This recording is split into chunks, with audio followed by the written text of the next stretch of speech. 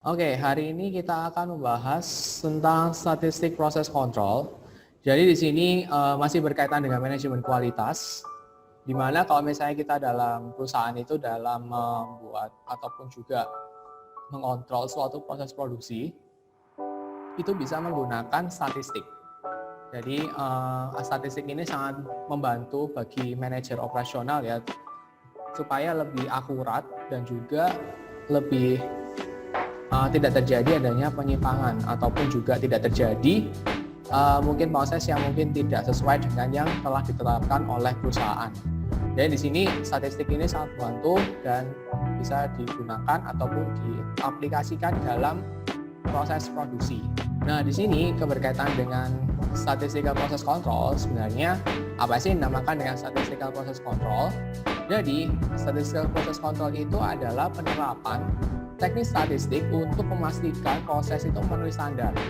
Jadi pastinya perusahaan di awal itu dia kan pasti membuat sebuah standar, dan juga mungkin minggu lalu kita sudah banyak membahas tentang desain produk, di sana perusahaan itu merancang produk, desainnya itu seperti apa, modelannya seperti apa, lalu juga di situ kan banyak tahapan dalam perencanaan ya berkaitan dengan desain produk.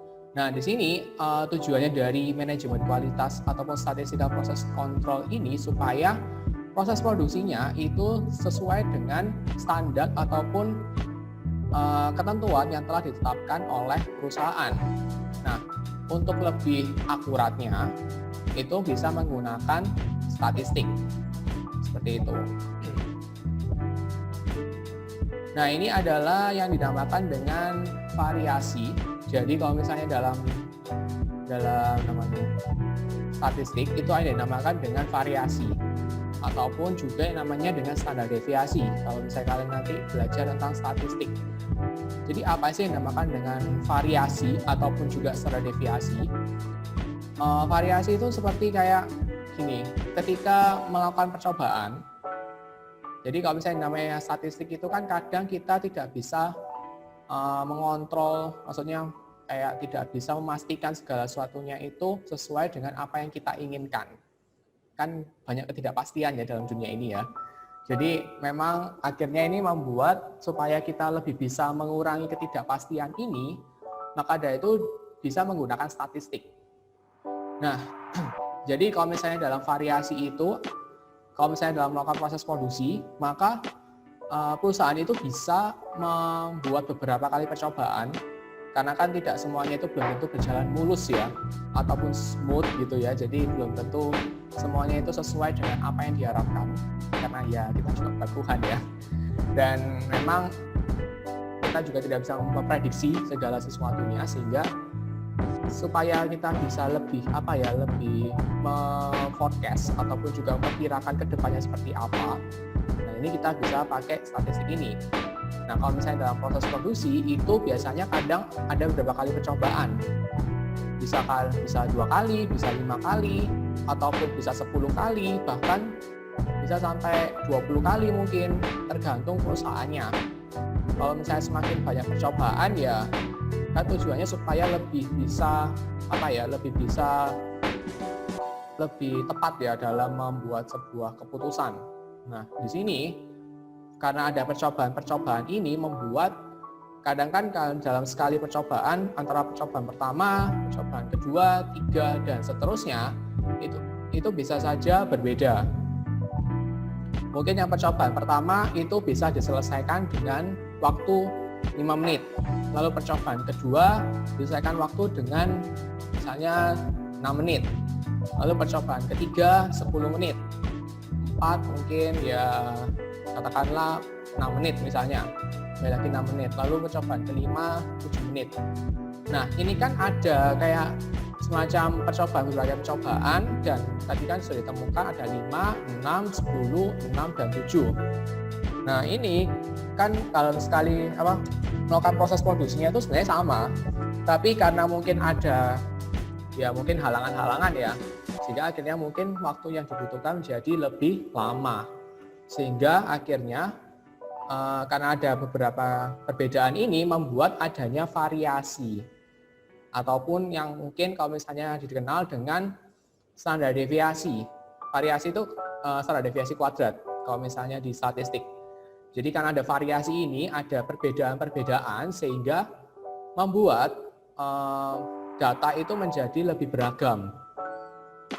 Jadi kalau misalnya datanya sama, jadi misalnya semuanya itu selesai dalam waktu 5 menit. Misalnya tadi percobaan 1 sampai percobaan kelima itu selesainya 5 menit semua, maka variasinya 0. Karena tidak ada variasi, tidak ada perbedaan sama sekali. Tapi karena tadi ada perbedaan, ada 5, 6, 10, 6, dan 7, ya akhirnya ya karena kan tidak mungkin ada perbedaan-perbedaan sehingga di sini ada variasi. Gitu. Jadi kalau misalnya dalam variasi, kalau misalnya berkaitan dengan operasional, itu ada yang dinamakan dengan variasi natural dan juga variasi khusus. Kalau variasi natural itu mempengaruhi hampir semua proses yang diharapkan. Jadi memang semua prosesnya itu memang kesalahannya ya kurang lebih hampir sama gitu. Jadi tidak ada perlakuan khusus, tidak ada mungkin kesalahan khusus sehingga kurang lebih sama. Jadi kalau misalnya kita lihat dari diagram ini, kurva ini kan berbentuknya kurang lebih hampir sama semua ya. Percobaan 1, 2, 3, 4 percobaannya hampir sama semua. Sehingga prediksinya kurang lebih ya hampir sama di sini.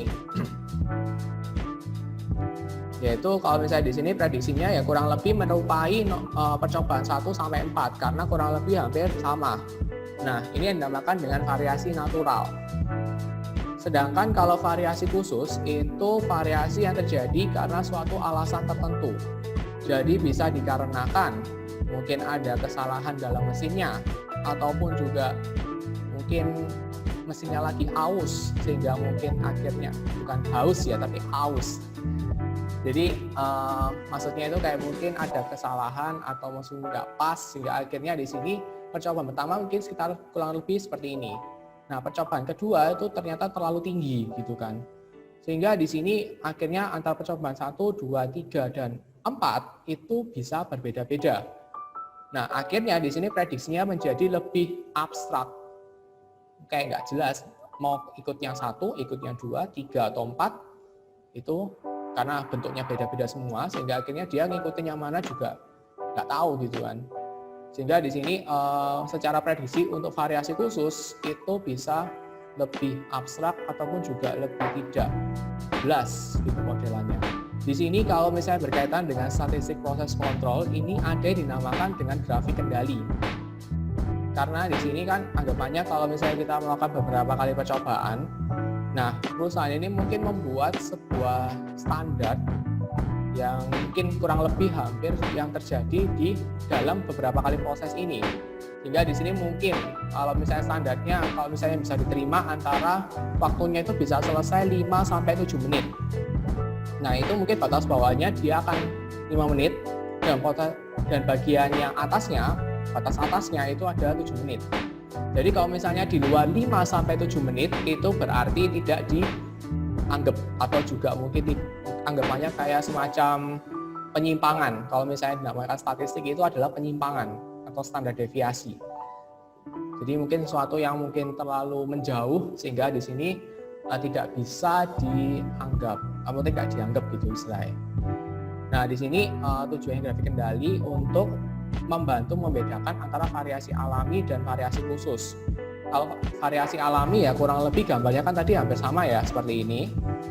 Jadi ya mungkin secara standar deviasi, secara penyimpangan tidak banyak. Sedangkan kalau variasi khusus itu karena sesuatu setiap percobaannya mungkin berbeda-beda ya bentuknya, ataupun juga mungkin dalam waktunya juga berbeda-beda sehingga akhirnya prediksinya atau range-nya itu menjadi lebih besar. Prediksinya jadi lebih tidak akurat seperti itu. Nah, ini ada yang dinamakan di sini kalau misalnya tadi berkaitan dengan grafik kendali lagi, ini ada yang dinamakan dengan ini kan aslinya gambarnya modelannya kayak gini. Oh ya, saya lupa menjelaskan. Jadi kenapa gambarnya ini berbentuk seperti gunung? Ini bukan gunung ya.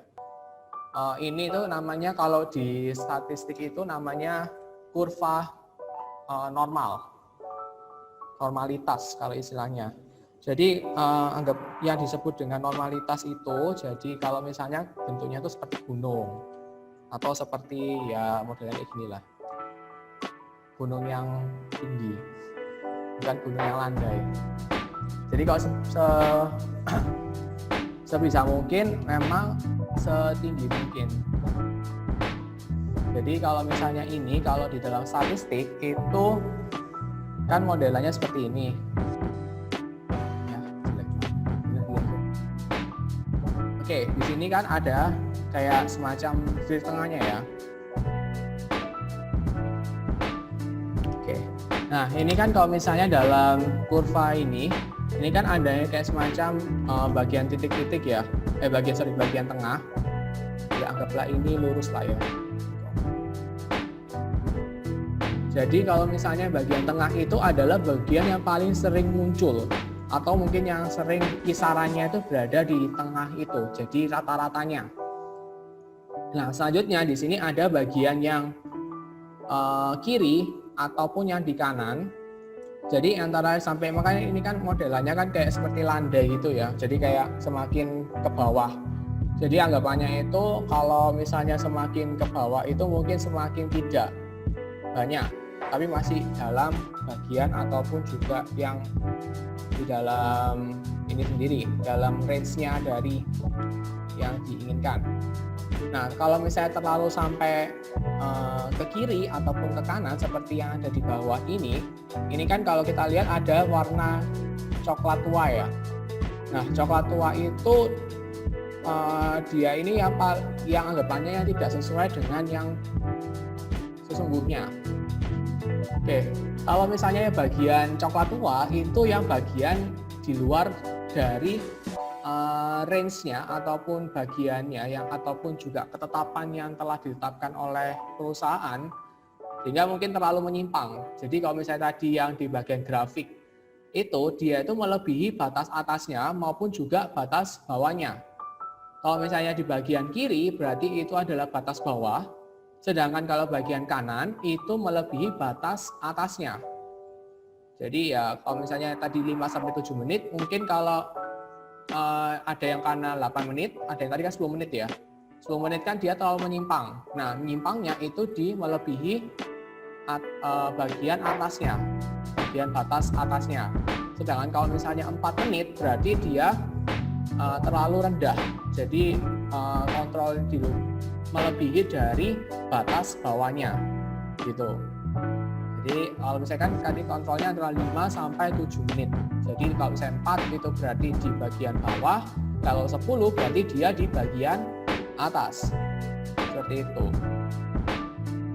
Jadi kalau misalnya semakin landai, ini kan berarti semakin banyak yang di luar, istilahnya kayak di luar kendalinya. Jadi kan di sini kan angkanya itu penyimpangannya semakin banyak.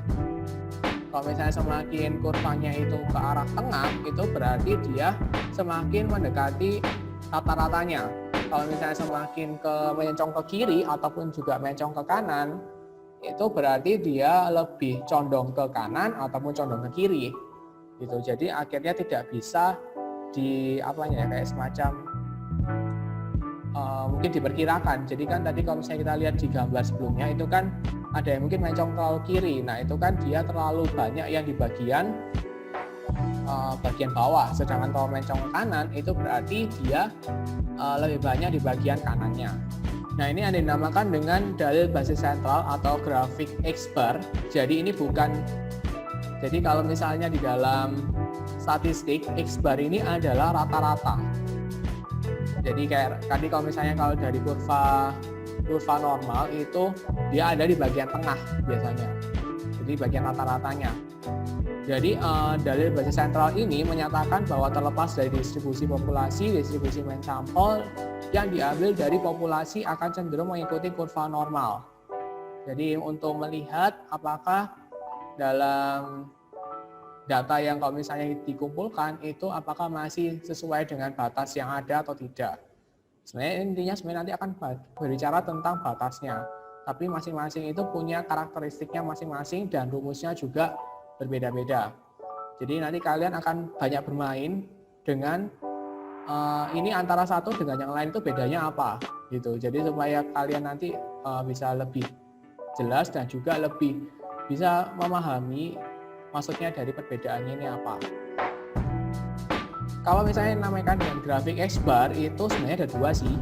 Yang pertama itu yang ini berkaitan dengan, kalau misalnya kita lihat ini ada rumusnya, yaitu ini rumusnya kan ada standar deviasi. Jadi ini adalah penyimpangan.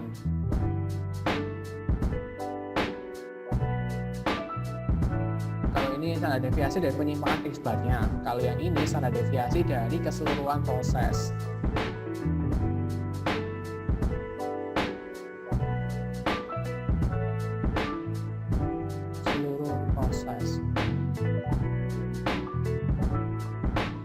Nah, jadi kalau misalnya di sini ada yang dinamakan dengan standar deviasi, lalu di sini ada kayak tanda X, lalu ada topinya ada dua, ada ya kayak saya nggak tahu sih cara bacanya benar seperti apa. Biasanya saya menyebutnya X bar, bukan barbar itu ya, tapi barbar. Maksudnya kan karena ini kan X bar kalau satu, kalau dua saya nyebutnya X barbar. Jadi di sini kalau X barbar itu adalah rata-rata dari secara keseluruhan. Kalau misalnya X bar itu adalah rata-rata, X barbar ini adalah rata-rata dari rata-rata dari X barnya. Jadi maksudnya X barbar ini adalah rata-rata dari X barnya ini. Oke, daripada bingung mungkin langsung aja masuk ke contoh soalnya. Nah ini, jadi ini adalah contoh soal dari kalau misalnya adalah grafik X bar. Di sini berat kotak dari outflakes di dalam suatu lot produksi yang besar disampel tiap jam. Para manajer ingin menetapkan batas kendali yang memasukkan 99,73% dari sampel rata-rata. Nah, di sini ada beberapa kali percobaan dari 9 kotak outflakes ya. Outflakes itu kayak semacam oatmeal kayaknya. Jadi di sini kalau di sini kan ada 9 kotak. Lalu di sini dibuat secara beberapa kali percobaan. Kalau misalnya di sini kita lihat dari tabelnya, itu ada 12 jam percobaan. Dari mulai jam pertama sampai jam ke-12. Oke. Nah, di sini dia kan 9 kotak nih. 9 kotak ini dicoba dari jam pertama. Ini hasilnya berapa ya? Jadi ini adalah X bar-nya. Jadi ini adalah X bar dari jam pertama. Lalu jam kedua itu punya X bar-nya sendiri atau rata-rata sendiri, sampai jam ke-12 itu juga punya rata-ratanya sendiri. Tapi kalau dalam soal ini tidak ditunjukkan semuanya, hanya ditunjukkan yang jam pertamanya saja. Oke, kalau kalian lihat dari yang percobaan pertama, yang jam pertama itu berapa ya? Ini kan ada sudahan 17 tambah 13, 16, 18, tambah 17, tambah 16, tambah 15, tambah 17, tambah 16. Kalau kalian itu ini berapa hasilnya? 16,1. Berapa? 16? Oke, saya cek. 16,1.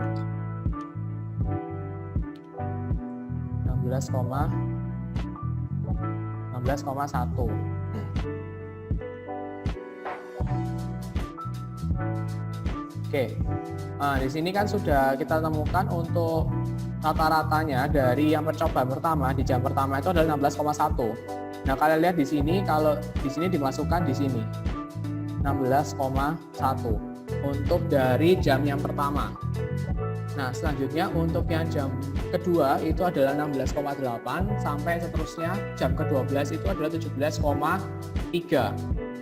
Nah, kita yang perlu lakukan sekarang adalah untuk menghitung batas atasnya itu berapa dan batas bawahnya itu berapa.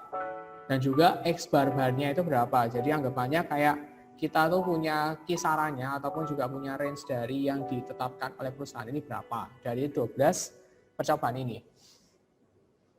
Oke, kalau misalnya kita lihat rumusnya dari grafik X bar ini, rumusnya apa ya? Kalau dari batas atasnya. Batas atas itu berarti UCL. X bar ya. X bar ditambah dengan Z kali standar deviasi dari X bar. Jadi X bar ditambah Z lalu dikalikan dengan standar deviasi dari X bar. Jadi kalau misalnya saya kembalikan.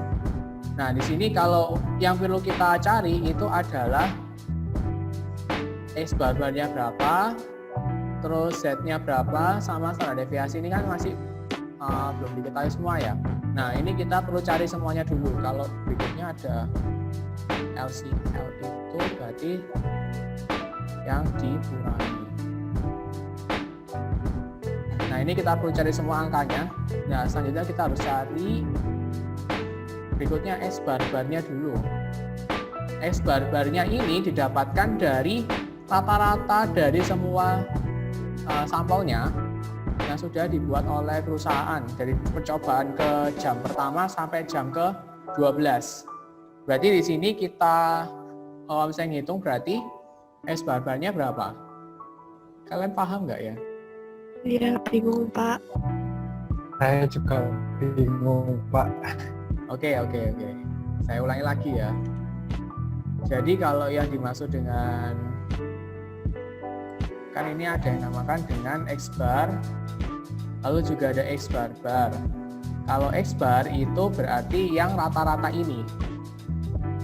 Rata-rata dari jam yang pertama, lalu jam kedua juga ada sendiri. Jadi ini bagian dari X bar. Nah, X bar itu rata-rata dari 9 outflix ini. Dari bagian ini. Jadi ini ada gini ketemu rata-ratanya kan ini jam pertamanya. Ini adalah X bar-nya. Jadi X bar dari jam pertama, rata-rata dari jam pertama itu adalah 16,1. Lalu jam kedua ini berapa? 16,8. Jam ketiganya 16,5 dan seterusnya sampai jam ke-12 itu ada 17,3. Tapi kalau misalnya kita menghitung batas atas maupun batas bawahnya, UCL atau LCL-nya, maka di sini kita yang perlukan adalah bukan X bar-nya, tetapi X bar-bar. X bar-bar ini maksudnya adalah rata-rata dari keseluruhannya. Jadi ini kita rata-ratakan semuanya, seluruhnya ini. Dari jam pertama sampai jam ke-12. Jadi anggapnya X bar itu adalah rata-rata dari X bar-nya. Gitu. Sampai sini mungkin bisa dipahami. Paham. Oke.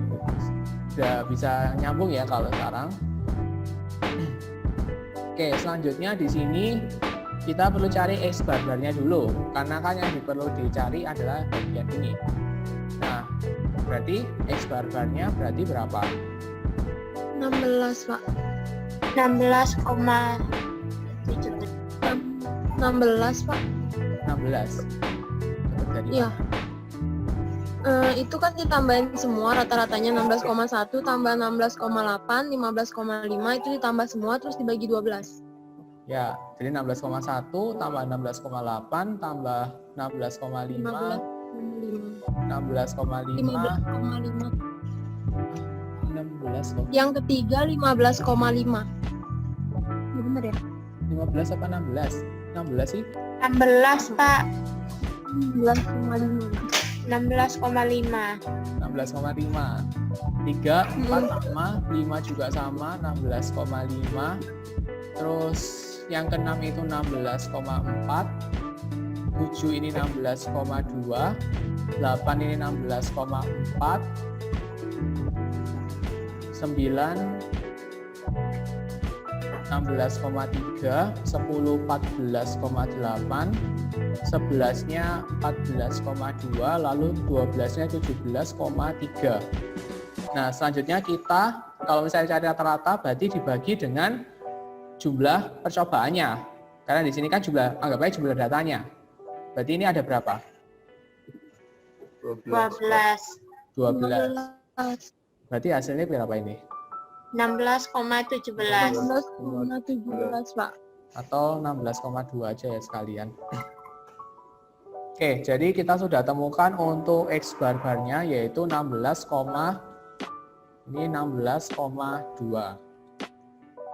Oke, selanjutnya kita lihat yaitu Z-nya. Jadi Z-nya ini apa? Kalau misalnya kita lihat di PPT, Z ini adalah jumlah standar deviasi normalnya. Jadi anggapannya jumlah dari standar deviasi normal.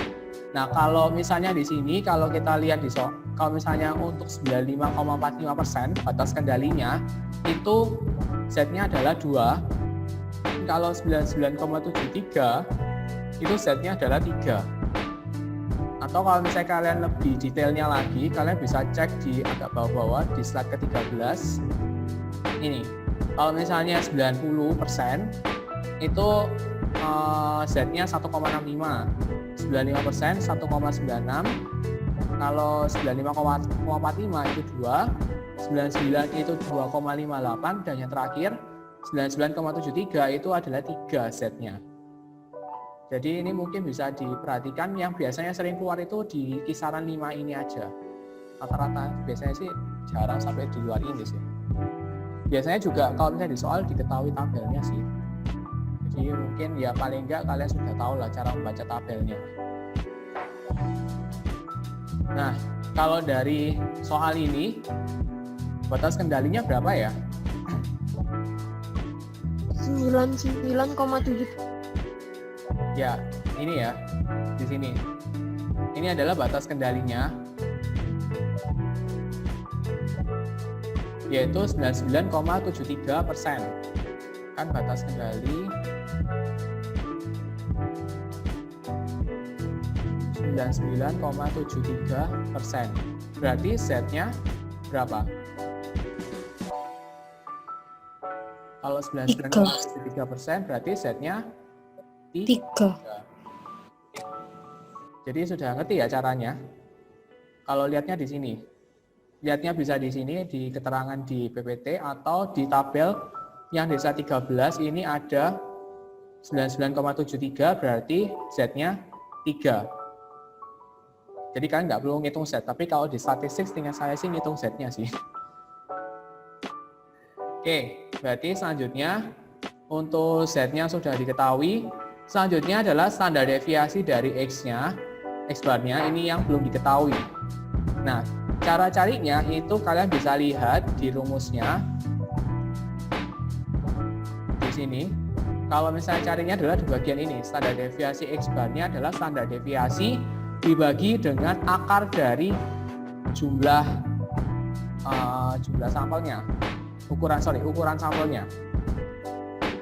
Nah, di sini kalau dari contoh soalnya, ini kan kita ngitung dari standar deviasi X-bar.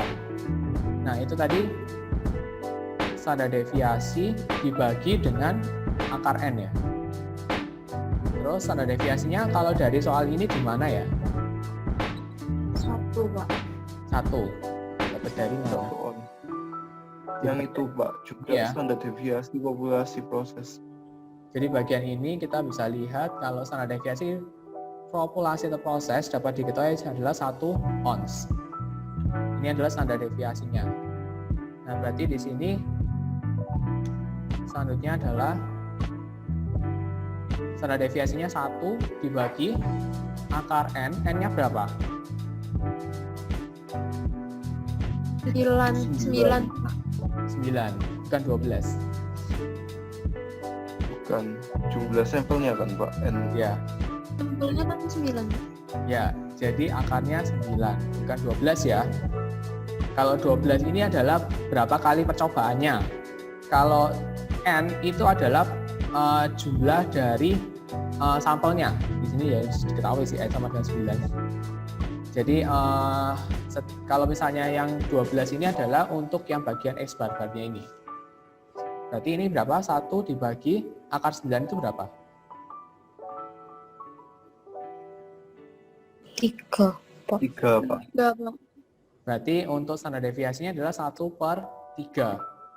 Nah, selanjutnya kalau misalnya kita sudah temukan ini Z-nya tadi berapa? 3. Lalu ini 1/3. Sekarang kita hitung. UCL sama LCL-nya. UCL berarti X bar bar. Kalau untuk batas atas itu selalu plus ya. Selalu ada plusnya ini. Jadi kalau membedakan batas atas itu ada plus, kalau LCL itu adalah minus. Selalu di bagian apapun, jadi nanti ke depan-depannya itu selalu plus dan minus. Gitu. Lalu ditambahkan dengan Z, dikalikan dengan standar deviasi dari X bar. X bar-barnya, ini kita sudah cari yaitu 16,2, ditambahkan dengan Z-nya tadi 3 dikalikan dengan berapa? 1/3. 3. Maka ini kita bisa coret. Berarti 16,2 ditambah 1. berarti 1 berarti 1. 17,2. 17,2. Ini adalah UCL-nya. Selanjutnya LCL. Berarti X bar bar dikurangi dengan Z lalu dikalikan standar deviasi dari X bar.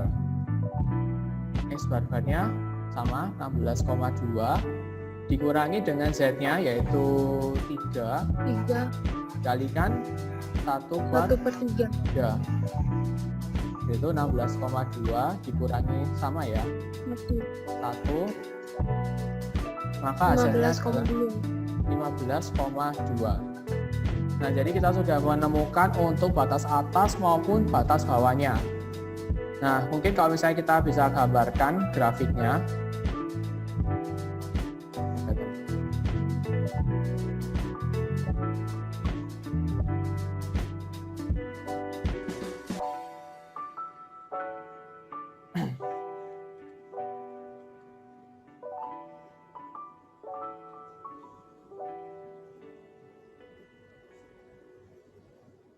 Ini saya gambarkan grafiknya untuk batas kendali.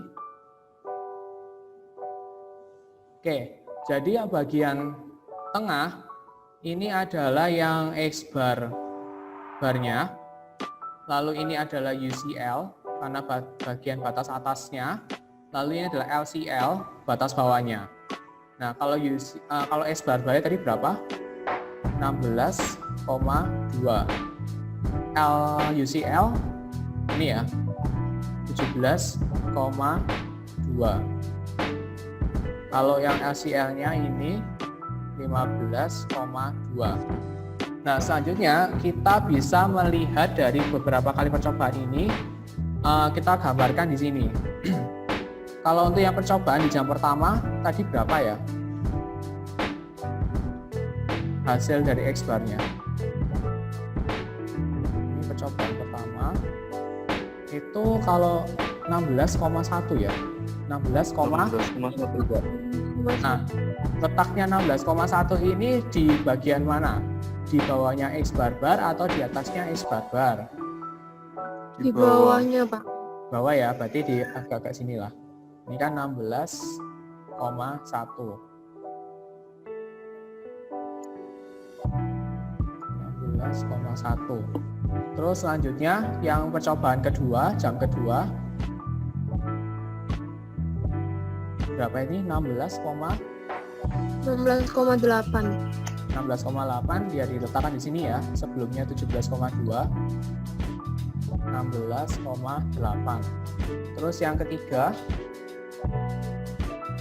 16,5. itu 16,5 berarti di atasnya X bar bar. Ini 16,5. Lalu yang berikutnya sama ya? 16,5 ya? Sama, Pak. 4 itu juga sama yaitu 16,5 berarti sejajar. Terus berikutnya yang kelima Sama, Pak. sama 16,5. Terus yang keenam 16,4. 6 yaitu 16 4. berarti agak bawah sedikit 16,4 ya ini sesuaikan lah ya. Terus yang ketujuh 16,2.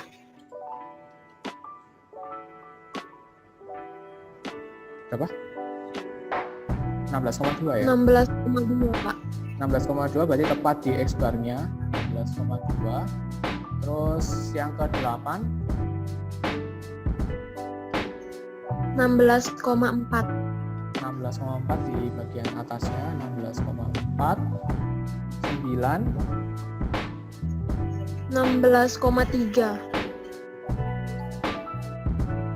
16,3. 16,3. Terus 10 14,8, Pak. 14,8 berarti di bagian mana? 14,8. Di bawah. Di Di bawah bawahnya itu bar. S bar ya, di bawahnya S bar. Kan 14,8 Di bawahnya LCL. ya, di bawahnya LCL ya, karena LCL-nya 15,2 dan di jam ke-10 ini adalah 14,8, berarti di bawahnya LCL sini, berarti 14,8. Terus 11 14,2. 14,2 lebih di bawahnya lagi ya, berarti ini anggapannya 14,2. Dan terakhir 17,3, Pak. 17 17,3. Di atasnya UCL. Nah, kalau yang ini kan UCL-nya 17,2. Nah, karena ini 17,3 berarti di atasnya UCL yaitu 17,3. Jadi seperti ini gambarnya. Ya kalau misalnya digabungkan jadinya seperti ini gambarnya.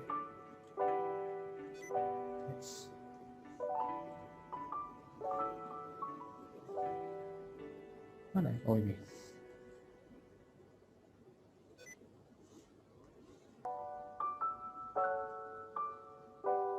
Jadi gini gambarnya. Oke, dari sini ada yang masih bingung cara menghitung untuk batas kendali yaitu grafik X bar. Lalu di sini ada cara menggambarnya juga. Mungkin ada yang masih belum jelas. Jelas, Pak. Oke, berarti sudah jelas semua ya untuk bagian ini. Ini masih bagian yang pertama. Hari ini kita akan belajar 5 rumus. Jadi berikutnya ini adalah untuk menetapkan batas rata-rata. Jadi ini sama sebenarnya, masih dalam grafik X bar. Tapi di sini kalau misalnya dalam kasus ini tidak diketahui standar deviasi. Tidak diketahui standar deviasi ini. Jadi kalau misalnya nggak diketahui standar deviasi, kalian pakai rumus ini. Karena kalau tadi yang pertama itu kalian diketahui standar deviasinya berapa. Kalau ini langsung pakai, kalau misalnya nggak diketahui standar deviasi, langsung pakai rumus ini. Tapi masih dalam kategori grafik X bar ya. Nah di sini kalau nggak diketahui standar deviasi, pakai rumusnya X bar bar ditambah A2 dikalikan dengan R bar. A2 ini adalah nilai pada persamaannya, lalu R bar ini adalah rata-rata kisarannya. Jadi A2-nya ini dapat dari mana? Kalian bisa scroll ke bawah di slide selanjutnya, ini ada A2. Jadi kalian bisa lihat dari tabel ini, N-nya ini berapa? Kalau misalnya N-nya 2, berarti A2-nya faktornya ini ada 1,88. Kalau 3, 1,023. Kalau 4 berarti 0,729 dan seterusnya. Kalau R bar ini nanti diketahui di soal. Atau mungkin kalau misalnya kalian ada beberapa data, kalian harus ngitung R barnya dulu. Biasanya sih seperti itu. Oke, mungkin langsung aja kita masuk ke soalnya. Botol minuman ringan Super Cola diberikan label berat bersih 12 ons. Memang keseluruhan proses rata-rata 12 ons telah ditemukan dengan mengambil banyak sampel, di mana tiap-tiap sampel terdiri atas 5 botol. Lalu rata-rata kisaran dari proses adalah 0,25 ons. Nah, tim operation manager itu ingin menentukan batas kendali atas dan bawah rata-rata dari proses ini. Nah, untuk mencarinya, karena harus ada rumusnya, mungkin bisa didektekan saya rumusnya apa ya? Untuk mencari UCL dan LCL-nya. X bar bar tambah A2 R bar. Oke, ini S bar bar ditambah A2 R bar. Kalau LCL, X bar bar dikurangi ya pasti. Kalau LCL, A2 R bar. R bar. Nah, di sini kalau dari contoh soal ini, kita bisa lihat botol minuman ringan Super Cola diberikan label berat bersih 12 ons dan keseluruhan proses rata-rata memang 12 ons. Berarti 12 ons ini apa? Rata-rata dari keseluruhan proses. Berarti X barbar, Pak. X bar bar. Berarti ini adalah 12 ons. Terus di mana tiap-tiap sampel terdiri atas 5 botol. 5 botol ini adalah N-nya 5 botol. Terus rata-rata kisaran dari proses adalah 0,25 ons. Berarti yang R bar. R bar yaitu 0,25 ons. Jadi kalau rata-rata kisaran R itu adalah kisaran ya. Berarti range-nya, kalau R bar ya berarti rata-rata kisaran.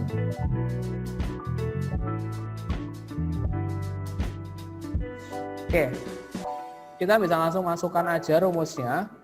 Berarti di sini kalau UCL, berarti X bar bar ditambahkan dengan A2 R bar. Berarti X barnya langsung masukkan, berarti 12 ditambah A2-nya berapa? Dari tabel ini A2-nya N-nya berapa? 5. 5. Kalau N-nya 5 berarti A2-nya 0,577. 0,577. Ini 0 ya, bukan titik. Gak ada apa-apa nih, tapi ini 0, ya. Ini 0,577. R barnya sudah diketahui ya, 0,225. 25. Hasilnya berapa ini? 12 tambah berapa ini? 0,577 dikalikan dengan 0,25. 0,14425. 14425. Oke, berarti hasilnya 12,14425. Atau depannya kalau misalnya bulatkan 12,4144. Oke, selanjutnya LCL-nya sama, yaitu X bar bar dikurangi dengan A2R bar. 12 dikurangi 0,577 dikalikan dengan 0,25. Maka 12 kurangi 0,14425 hasilnya 11,85575, Pak. 11,855 atau kalau dibulatkan 11,856. Nah, ini kita sudah menemukan untuk UCL dan LCL. Kalau misalnya digambar juga seperti tadi, tapi kalau misalnya ini kan karena tidak diketahui ya untuk masing-masing dari kisarannya itu berapa. Jadi anggapannya kalau misalnya digambarkan harusnya kan kayak tadi itu kalau misalnya diketahui dari masing-masing kisarannya itu berapa gitu kan. Karena ini kan langsung keseluruhan dari rata-ratanya sudah diketahui langsung 0,25 berarti ya kisarannya di 0,2. Rata-ratanya ini adalah 0,25 lalu UCL-nya di bagian 12,14. Oh sorry, ini X bar ya. Sorry. Ini X bar ya.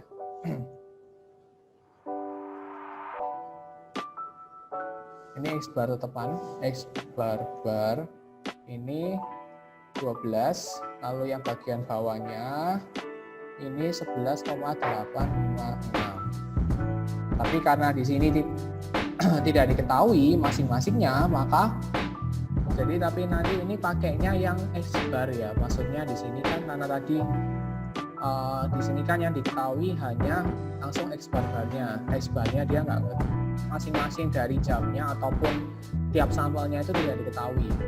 Jadi nanti kalian gambarnya pakai data dari X barnya, bukan dari range-nya. Cuma kalau cara ini itu karena dia tidak diketahui standar deviasi, maka pakai rumus dari yang ini. Nah, di sini yang berikutnya adalah menetapkan batas kisaran atau grafik R. Di sini tujuannya adalah digunakan untuk berkaitan dengan penyebaran proses atau kisaran. Nah, kalau misalnya ini berkaitan dengan grafik R, maka rumusnya adalah untuk UCL itu D4 dikalikan dengan R barnya, lalu batas kendali bawah yaitu D3 dikalikan dengan R barnya. Nah, untuk mencari D4 dan D3, ini kita bisa lihat dari slide sebelumnya. Ini ada upper range-nya, yaitu bagian atasnya D4. Ini tergantung dari sampelnya berapa. Sama seperti yang tadi cara bacanya. Sampelnya berapa, langsung lihat di bagian D4-nya berapa. Lalu sampelnya misalnya 5, berarti D4-nya 2,115, D3-nya 0. Gitu, cara bacanya seperti itu. Oke, langsung aja kita masuk ke contoh soal. Nah, ini adalah contoh soalnya, yaitu kisaran rata-rata suatu produk Clinton Manufacturing adalah 5,3 pound.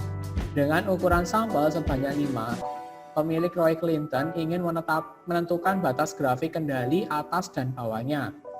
Nah, di sini kita bisa lihat untuk yang diketahui, kita bisa tulis dulu aja ya, mungkin rumusnya. Kalau UCL berapa? UCL itu rumusnya apa?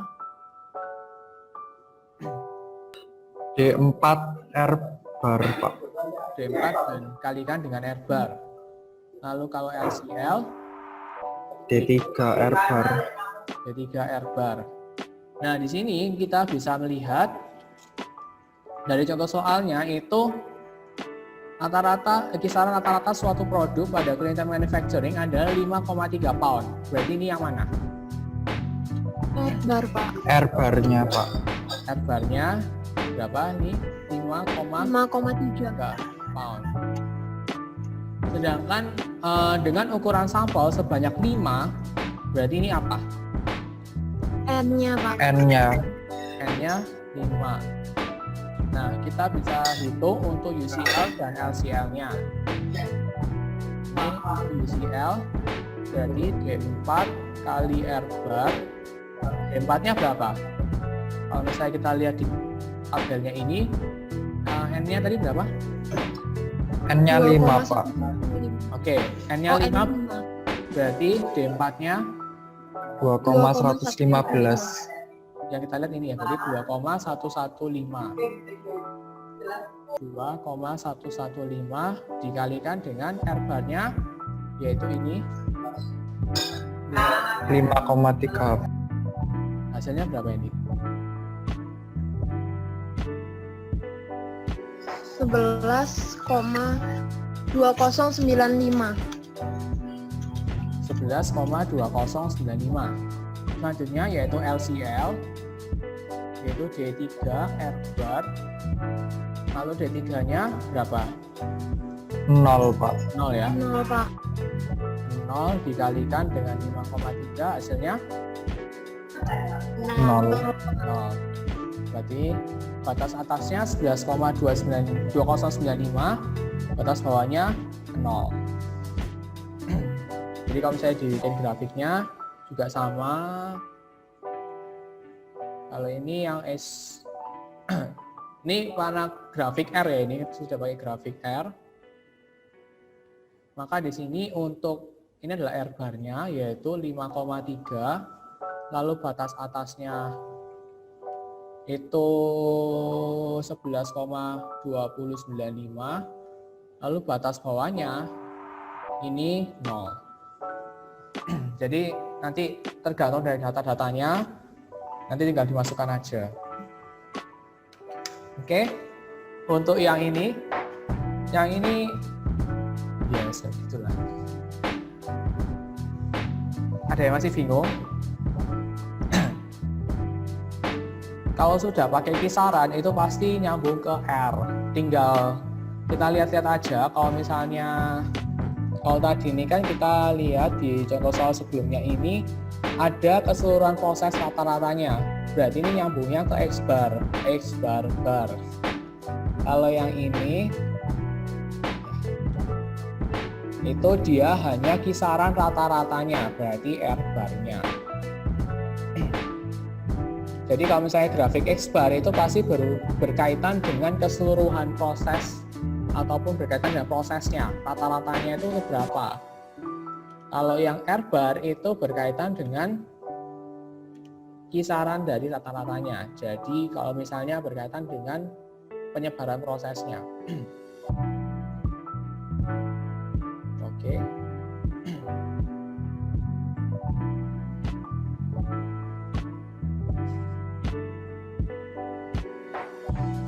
Oke, nggak ada yang tanyakan?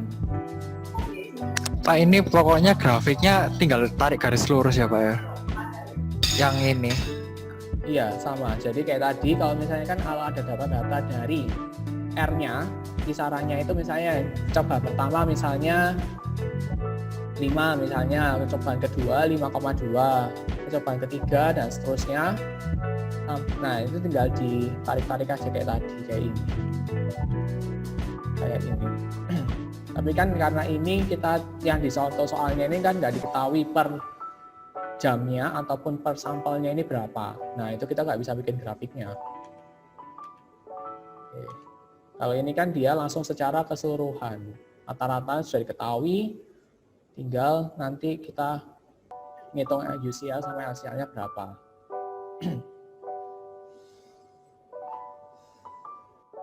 Oke. Selanjutnya di sini ada setelah grafik R ada grafik kendali atribut. Jadi kalau misalnya grafik kendali atribut ini ada grafik P dan juga grafik C. Jadi kalau kendali atribut ini berkaitan dengan kecacatan dari suatu sampel ataupun juga suatu proses produksi ataupun juga suatu produk. Nah, ini nyambungnya ke grafik kendali atribut. Tinggal kita bedakan manakah yang pakai grafik P ataukah manakah yang grafik C. Gitu. Jadi kalau yang tadi kita sudah bahas itu tidak ada sangkut pautnya dengan jumlah error atau jumlah yang cacat atau ya baik suatu yang produknya cacat ataupun juga prosesnya yang cacat itu tidak ada hubungannya di sana. Sedangkan kalau grafik P dan grafik C yang grafik kendali atribut itu berkaitan dengan kecacatan ataupun juga suatu produk cacat. Nah, itu nyambungnya ke ini. Nah, kalau grafik P bedanya itu di sini ngukur persentasenya. Persentase kecacatannya itu berapa? Sedangkan kalau grafik C itu jumlah yang cacat itu berapa. Nah, jadi bedanya di situ. Kalau yang grafik P itu secara persentasenya, kalau grafik C ini berdasarkan jumlahnya yang cacat. Jadi bisa bedain kan ya? Satunya persentase, satunya jumlah. Jadi kalau misalnya jumlahnya 50, persentasenya mungkin sekitar 10%. Nah, itu. Kalau yang 50 itu grafik C, kalau yang 10% itu grafik P. Nah, mungkin kita langsung, ini untuk rumusnya, yaitu UCL-nya P bar ditambahkan dengan Z, lalu dikalikan dengan standar deviasi dari P-nya. Sedangkan kalau kendali bawah juga P min Z kali standar deviasi dari P bar-nya. Kalau standar deviasi rumusnya ini, akar dari P bar dikalikan dengan 1 kali 1 min P bar dibagi dengan N. Oke, kita langsung aja masuk ke contoh soalnya. Oke, ini contoh soalnya. Di sini contoh soalnya menetap para pegawai pada Mosier Data System penting dalam mencatat ribuan asuransi setiap hari bagi berbagai macam perusahaan klien. di mana CEO Donna Mosial ingin menetapkan batas kendali untuk memasukkan 99,73% variasi acak dalam proses entry data ketika berada dalam kendali. Di mana di sini ada sampel kerjanya yaitu 20 para pegawai dikumpulkan dan diperlihatkan dalam tabel ya. Ini tabelnya dari mulai 1 sampai ke 20. Lalu di sini Mosial berhati-hati dalam memeriksa 100 catatan yang dimasukkan oleh setiap pegawai dan menghitung jumlah kesalahannya. Dia juga menghitung bagian kecacatan dalam tiap sampel. Nah, persamaan kemudian digunakan untuk batas kendali. Nah, di sini kalau misalnya berkaitan dengan grafik P, jadi yang paling kelihatan tuh sebenarnya adalah untuk menghitung persentasenya. Kalau dari soal tuh kadang itu biasanya ada ini kan batas kendalinya. Berarti kita bisa ngitung untuk bagian Z-nya. Terus apa aja? Berarti ini ada standar deviasi. Standar deviasinya berarti ngitungnya seperti ini. Berarti yang kita hitung bagian ini. Karena ini adalah bagian P bar, P-nya, persentase. Oke, mungkin langsung aja masukkan rumusnya. Untuk UCL, yaitu P bar tambahkan dengan Z kali standar deviasi dari P-nya. Kalau LCL, yaitu P bar dikurangi dengan Z dikalikan standar deviasi dari P-nya. Nah, untuk P bar-nya kita bisa hitung dari sini, lalu Z-nya kita bisa lihat dari sini juga, dan standar deviasi kita hitung lagi. Nah, berarti kita bisa hitung untuk P bar-nya dulu. Jadi untuk P bar ini adalah dari jumlah errornya dibagi dengan jumlah jumlah catatan dikalikan dengan N-nya, yaitu N, jadi jumlah sampelnya. Jadi begini untuk menghitung P bar-nya.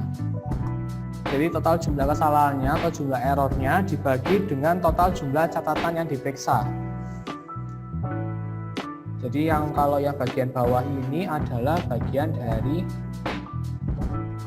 total jumlah yang diperiksa. Bukan bagiannya bagian ini ya, persen-persen ini. Oke, berarti berapa ini? Jumlah errornya berapa? 80, Pak. 80 dibagi dengan jumlah 100 dikalikan dengan 20. sampelnya yaitu 20. Berarti berapa ini? 0,04. 0,4, Pak. 0,04. 0,04. Oke. Jadi ini untuk P bar-nya sudah diketahui yaitu 0,04. Jadi 80 dibagi dengan 100 kalikan 20. Nah, selanjutnya untuk Z-nya dapatnya berapa?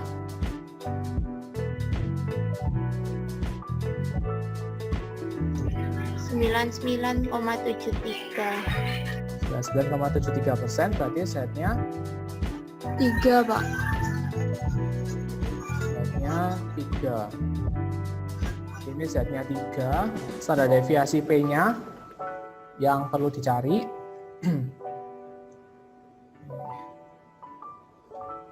Standar deviasi P-nya.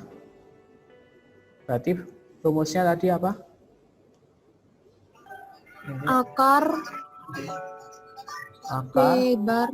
P bar dikali 1 min P bar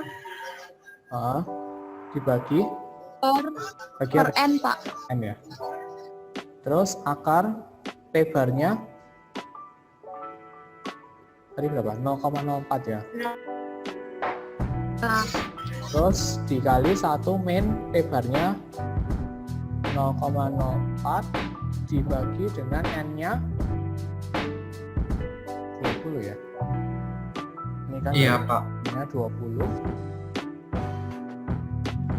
Terus berarti ini berapa? Akar 0,04 dikalikan 1 minus 0,04 berarti 0, berapa ini? 06. Hah? 0,96 Pak. 0,96 dibagi dengan 20. Berarti akar berapa ini? 0,04 dikalikan 0,96. 0,0384 Pak. 0,0384 bagi 20. Berapa ini?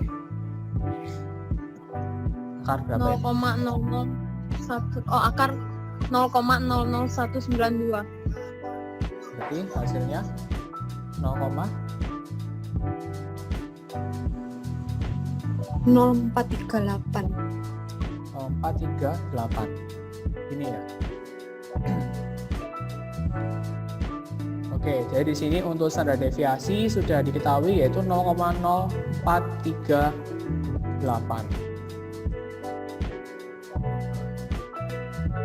Ini 0,0438. Nah, sekarang tinggal kita masukkan yaitu kita hitung UCL-nya yaitu P bar ditambahkan dengan Z dikalikan standar deviasi P-nya. P barnya yaitu ini 0,04 ditambah Z-nya ini ya 3 dikali dengan standar deviasinya 0,0438. Maka hasilnya 0,04 ditambah berapa ini? 3 kali 0,0438 0,1314. 0,314 berarti 0,17 ya, 14. Ya. Oke, jadi di sini untuk UCL-nya yaitu 0,1714. Selanjutnya untuk LCL yaitu rumusnya yaitu P bar dikurangi dengan Z dikalikan standar deviasi dari P-nya.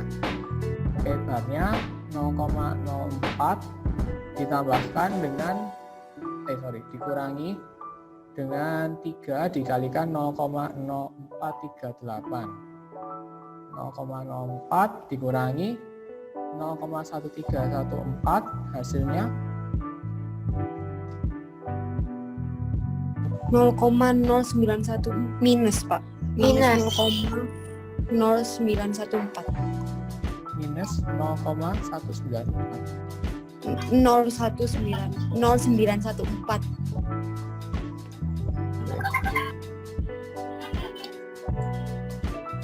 Oh, sorry. Makanya kok hasilnya aneh. Maafkan saya. Ini N-nya itu bukan 20 doang ya. Ini N-nya ini 100. Sama kayak ini. Sama kayak di sini kan di soal itu ini kan dia memeriksa 100 catatan, berarti total seluruhnya N-nya itu adalah 100 catatan. Berarti ini N-nya itu 100, makanya kok hasilnya aneh. Maafkan. Berarti ini semuanya 100 ya. 20 itu cuma jumlah pegawainya, sedangkan yang dicek itu ada 100 catatan.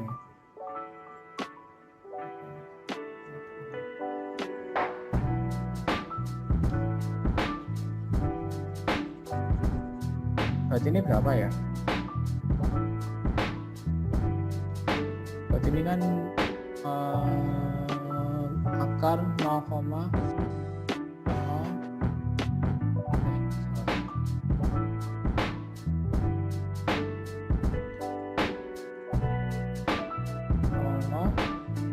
0,0384 ya.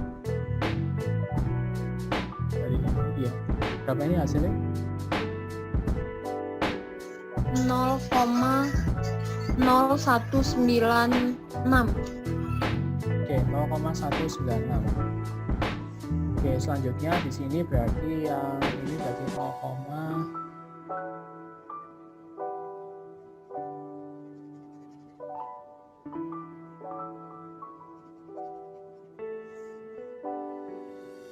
ini 0,196. Berarti ini berapa? 3 kali 0,196 0,0588. 0,0588. Pak, salah Pak. Bentar.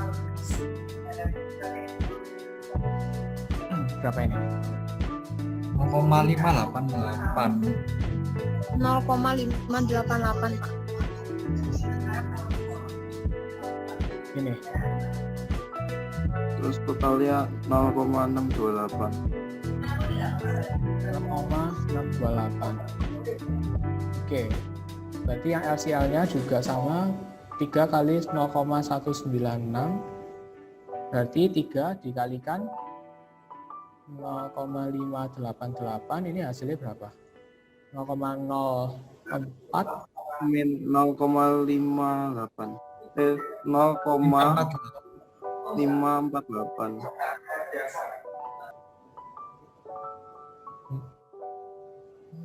standar deviasi itu oke, berarti yang di buku salah ya jawabannya. 100 kan 0,0. Yang standar deviasi itu beneran 0,196 kan? 0,159 bla bla gitu Pak. Kalau dibulatin 0,196. Betul ya berarti ya? Iya. Berarti yang di buku salah soalnya dia nulisnya 0,0196. 0,0. Oh iya Pak, 0 Pak, ada 0 ya. Kurang, Pak. Maaf Oke. Pak. Makanya kok minus mana? Jadi 0196. 0,0196. Berarti ini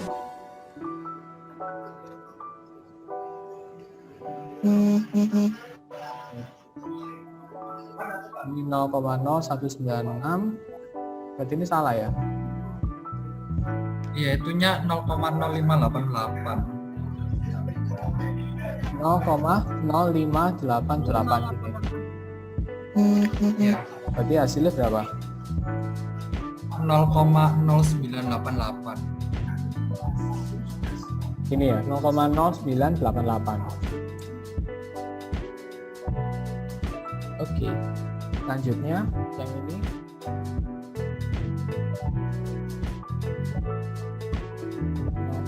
.196 0,0588 berarti tetap minus ya? Oh iya. Oke. Memang minus. Yaitu Iya Pak, Mamin. 5 Minus 0,0188. minus 0,0188. ini dianggap jadi 0 ya. Karena kalau misalnya catatan tidak ada minus, nilai minus. Jadi dianggapnya kalau misalnya minus langsung aja anggap 0. Oke. Mungkin ada yang masih bingung.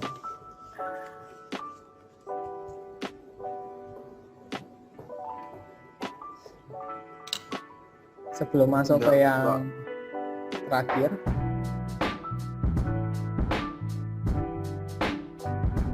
Pak, tadi kan internet saya keputus. Saya mau tanya Z itu apa ya, Pak ya? Z ini dari batas kendali. Jadi anggapannya kayak dari jumlah jumlah dari standar deviasinya. Jadi kalau misalnya kalian di statistik ya, misalnya baca di statistik. Jadi anggapannya gini, kalau misalnya ada batas kendali itu kan ada namanya juga kayak ini kan. Nah ini kan ada batas kendali. Pakai yang tabel ini lah Pak. Iya, nggak jauh aja aku jelaskan. Tapi maksudnya dalam batas kendali ini ada yang namanya kayak semacam luas dari ininya, luas gambar dari gunung ini. Itu dinamakan dengan Z. Jadi kan ini kan ada dalam batas range-nya ini berapa. Nah ini luasnya dari gambar ini berapa, yaitu dinamakan dengan Z-nya. Nah untuk cari tahu Z-nya itu dari slide yang 13 ini ada, kalau dari 90% itu Z value-nya adalah 1,65. Kalau 95% itu 1,96 dan seterusnya sampai 99,73% itu adalah 3. Gitu. Oke. Oke Pak, makasih Pak. Yo. Oke, ada lagi yang mau ditanyakan?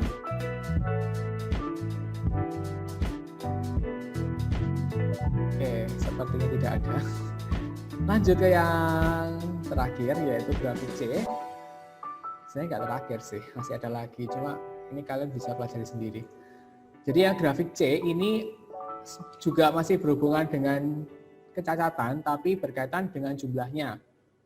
Nah ini kalau misalnya itu berkaitan dengan ini kan tadi kan berkaitan dengan persentase ya, maka dari itu di sini untuk hasil akhirnya itu dalam bentuknya persentase. Di sini kan kalau yang UCL-nya 0,988 berarti ini kan 9,88%. Kalau yang ini berarti 0%.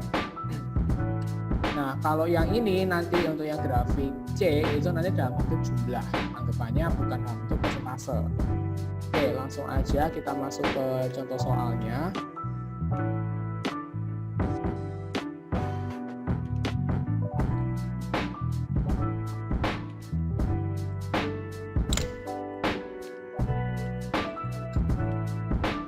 Oke, ini ada contoh soalnya. Di sini ada Red Top Cab Company menerima keluhan per hari mengenai perilaku dari pengemudinya selama periode 9 hari, di mana hari adalah ukuran untuk unit. Pemilik Gordon Hof menerima jumlah panggilan dari para penumpang yang marah sebagai berikut. Itu ada 3, hari pertama 3, hari keduanya itu nggak ada yang marah-marah, hari yang ketiga itu banyak yang marah-marah ya, jadi 8 keluhan. Yang hari ke-9 itu paling banyak 9, sampai hari ke-9-nya itu adalah 8. Jadi totalnya itu adalah 54 keluhan. Nah, di sini untuk menghitung batas kendali, di sini kita bisa menggunakan grafik C. Nah, di sini kalau misalnya dari rumusnya untuk UCL-nya itu adalah C bar ditambahkan dengan 3 kali akar C barnya. Kalau yang LCL seperti biasa, kalau yang atas itu plus, kalau yang bawah itu adalah minus. Nah, di sini kalau kita masukkan untuk yang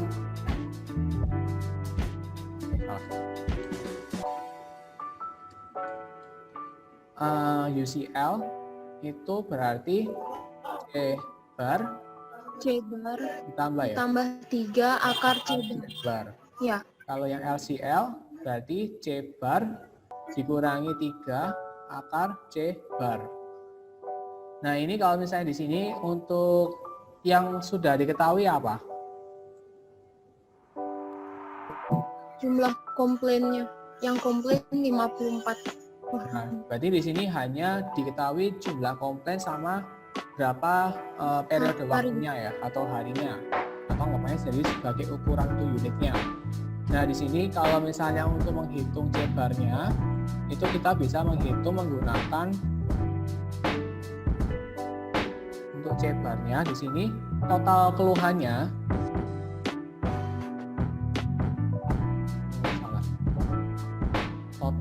tambahan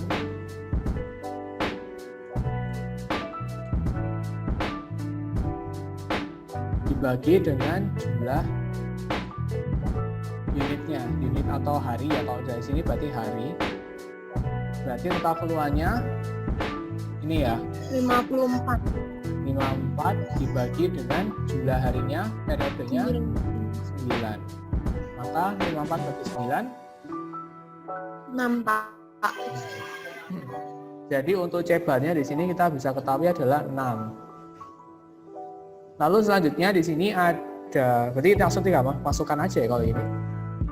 Berarti untuk UCL yaitu C-bar ditambahkan dengan 3 akar C-bar. Berarti C-barnya adalah 6 ditambahkan 3 akar C-bar, akar 6 berarti berapa ini? 6 ditambah 7,35. Jadi ini 3 kali akar 6 7,35, maka hasilnya adalah berapa ini? 13,35 ya. 13,35. Oke, jadi di sini untuk UCL-nya adalah 13,35. Lalu selanjutnya LCL yaitu C-bar dikurangi dengan 3 akar C-bar. Lalu untuk C-barnya juga sama, yaitu 6 ditambahkan 3 akar 6, berarti 6 dikurangi 7,35 sama, hasilnya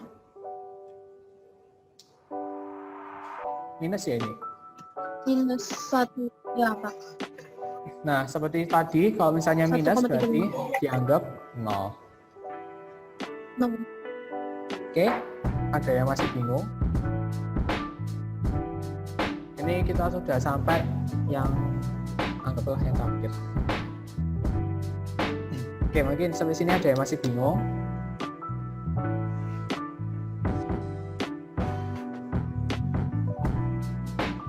Kalau selanjutnya sebenarnya ini masih ada lagi sih rasio kapabilitas. Jadi kapabilitas proses ini ada rasio kapabilitas prosesnya dan juga indeks kapabilitas proses. Jadi kalau yang ini nanti tinggal masukkan aja sih. Jadi kalau yang upper, yang bagian spesifikasi atasnya berapa, spesifikasi bawahnya berapa, dibagi dengan 6 dikalikan standar deviasi. Ini tinggal masukkan aja. Ini juga sama. Ini hanya dibedakan kalau ini dalam bentuknya berarti ini berapa koma berapa gitu. Kalau yang baik itu di atas atau minimal 1. Jadi ini interpretasi dari kapabilitas prosesnya. Kalau misalnya itu sama dengan 1, maka dia baik. Maksudnya di sini kurvanya ini benar-benar seperti kurva normal. Kalau lebih dari 1 ya agak seperti itulah, maksudnya agak lebih padat gitu. Ini adalah interpretasi dari kapabilitas prosesnya.